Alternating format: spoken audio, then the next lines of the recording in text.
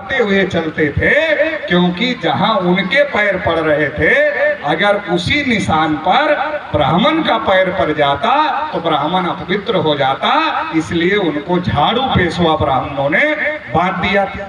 ज्योतिबा फूले सोचने लगे कि मुझे धक्का मारकर बाहर किया, मुझे बहुत दुख लग रहा है, इनको इतना प्रताड़ित कर रहे, इनको दुख नहीं लग रहा है। तो ज्योतिबा फूले को सोचते सोचते समझ में आया कि मेरे अंदर मान सम्मान स्वाभिमान की भावना है, और ये क्यों है? क्योंकि मैं थोड़ा पढ़ा लिखा, लेकिन ये पढ़े लिखे नहीं है, तो इनके अंदर मान सम्मान स्वाभिमान की भावना नहीं। पैदा करना होगा तभी तो लड़ाई होगी, जिसके अंदर स्वाभिमान होगा वही तो लड़ेगा।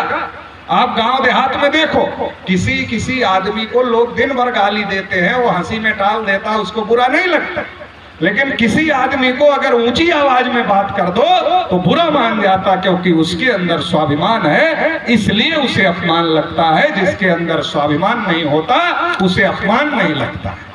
तो ज्योतिबा फूले को अपमान लगा, तो फूले ने सोचा कि मैं पढ़ा लिखा हूं इसलिए अपमान लग रहा है, तो उन्होंने तय किया वो भी चाहते तो जिसने उनको धक्का मारा था उससे लड़ाई लड़ लेते और काम खत्म कर देते, लेकिन ज्योतिबा फूले उससे लड़ने नहीं गए। ज्योतिबा फूले ने सोचा ये क्यों हो रहा है। ज्योतिबा फूले को समझ में आया ये तो व्यवस्था ही ऐसी बनाई गई और इस व्यवस्था की वजह से ऐसा हो रहा है। तो ज्योतिबा फूले ने अपने लोगों को पढ़ाना शुरू किया।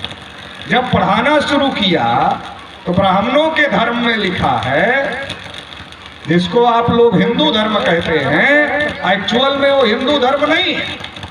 रामायण में, महाभारत में, गीता में, वेद में, पुराण में, श्रुति में, स्मृति में, जहाँ जहाँ हिंदू, जिसको ब्राह्मण कहते हैं कि हिंदू धर्म के धर्म ग्रंथ हैं, उसमें कहीं हिंदू लिखा ही नहीं।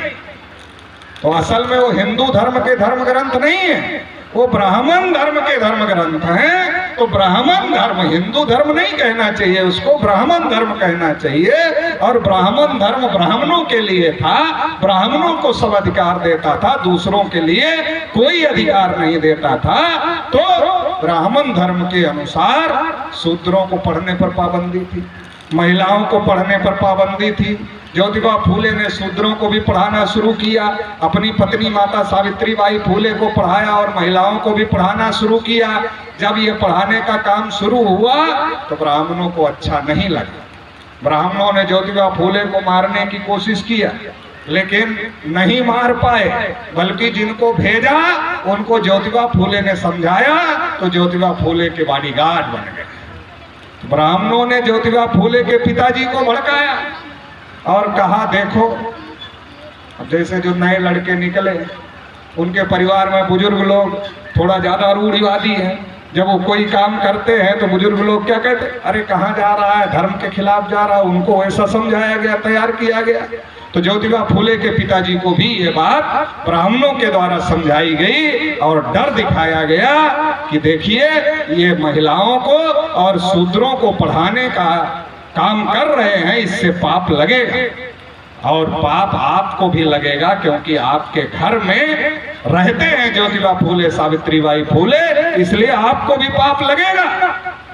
तो ज्योतिबा फूले के पिताजी डर गए, और डर गए तो ज्योतिबा फूले को कहा कि दो में से एक रास्ता चुन लो, या तो ये घर छोड़ दो और या तो ये काम छोड़ दो। तो फूले जी ने घर छोड़ दिया, काम नहीं छोड़ा। और जब फूले जी घर छोड़कर निकल रहे थे